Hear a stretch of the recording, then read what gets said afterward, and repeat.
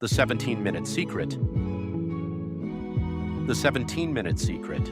The message came at 5:17 in the evening. Maya noticed the time because lately she had been watching the clock more than usual, not because she was busy, but because she was waiting. Her husband Daniel was late again. That wasn't unusual anymore, but tonight felt different. Instead of anger, she felt something quiet and sharp sitting inside her chest, the kind of feeling you get when something in your life is about to change. Her phone vibrated in her hand. The message came from an unknown number. "I think you should know the truth." She stared at the screen for a long time, trying to convince herself it was just spam. Then another message arrived. "Daniel isn't working late. He's with someone. If you want proof, go to the cafe across from Shirakawa Station at 5:30. Her heart began to beat faster, but the apartment around her stayed completely quiet. For a few seconds, she didn't move. She was still holding the knife she had been using to cut strawberries, and a thin line of juice slowly ran down her fingers. It felt unreal, like she was watching a scene from someone else's life. She looked at the clock again. 5:18. Shirakawa Station was only 9 minutes away. She didn't remember putting on her coat. She didn't remember locking the door. The world outside felt strangely calm, as if nothing had changed, even though something already had. On the train, she kept repeating the same thought to herself. Daniel was not the kind of man who cheated. He was quiet, careful, and predictable. He forgot anniversaries sometimes. He worked too much. He didn't talk as much as he used to, but cheating didn't seem possible. Still, the small things from the last few months kept returning to her mind. The late meetings, the way he started carrying his phone everywhere, even into the bathroom. The way he smiled at messages and turned the screen away when she looked. At 5:27, the train doors opened.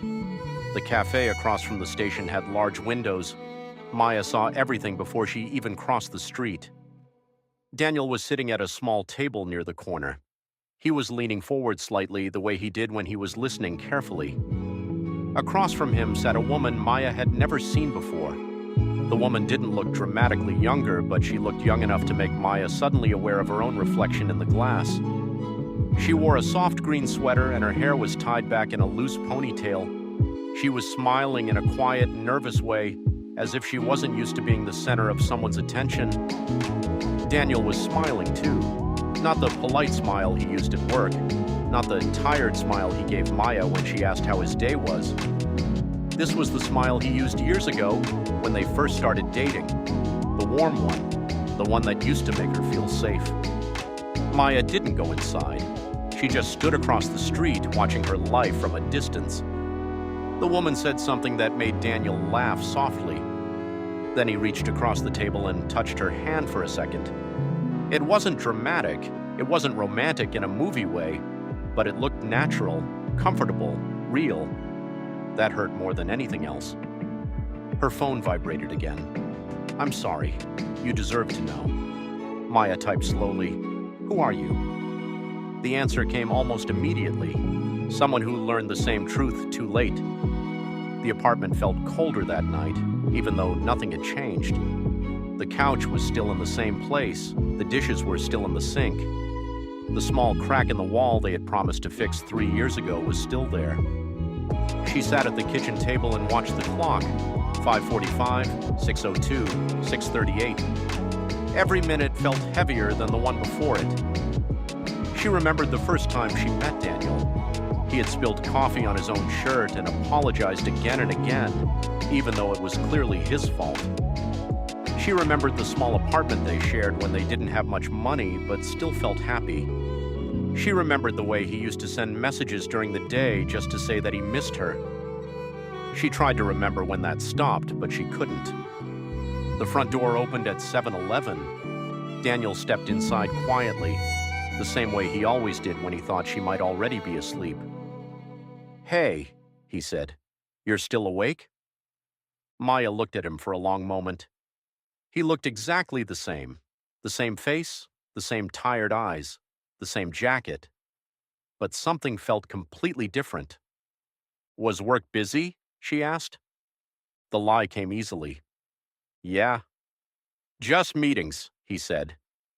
She nodded slowly. Of course it was meetings. The next morning, her phone vibrated again. You have 17 minutes before he leaves for work. Ask him the truth. Don't waste another year like I did.